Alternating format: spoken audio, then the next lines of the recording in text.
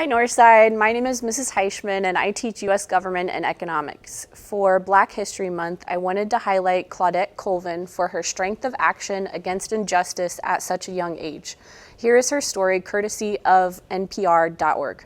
Few people know the story of Claudette Colvin. When she was 15, she refused to move to the back of the bus and give up her seat to a white person.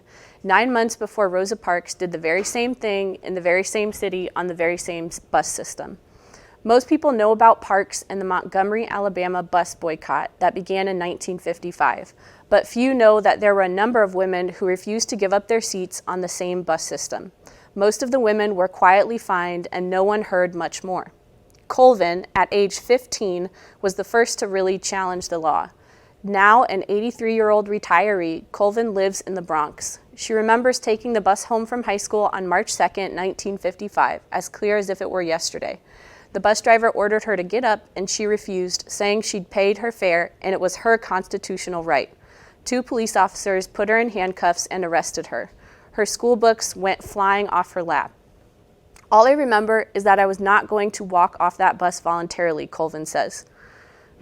It was Black History Month, and at her segregated school, they had been studying Black leaders like Harriet Tubman, the runaway slave who led more than 70 slaves to freedom through the network of safe houses known as the Underground Railroad. They were also studying about Sojourner Truth, a former slave who became an abolitionist and women's rights activist. The class had also been talking about the injustices that they were experiencing daily under the Jim Crow segregation laws, like not being able to eat at a lunch counter. We couldn't try on clothes, Colvin says. You had to take a brown paper bag and draw a diagram of your foot and take it to the store. Can you imagine all of that in my mind? My head was just too full of Black history, the oppression that we went through. It felt like Sojourner Truth was on one side pushing me down and Harriet Tubman was on the other side of me pushing me down. I couldn't get up, she said. Colvin also remembers the moment the jail door closed. It was just like a Western movie, she says.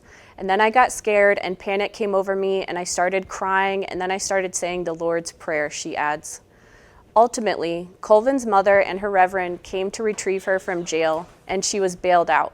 Colvin was a member of the NAACP Youth Council and worked as secretary of that council with assistance from Rosa Parks, the secretary of the NAACP.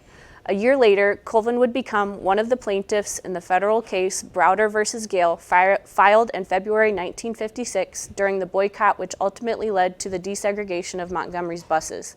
Thank you for taking the time to learn about Claudette Colvin during Black History Month. I hope her story will serve as a reminder that the protection of your rights found in the U.S. Constitution should be protected at all costs.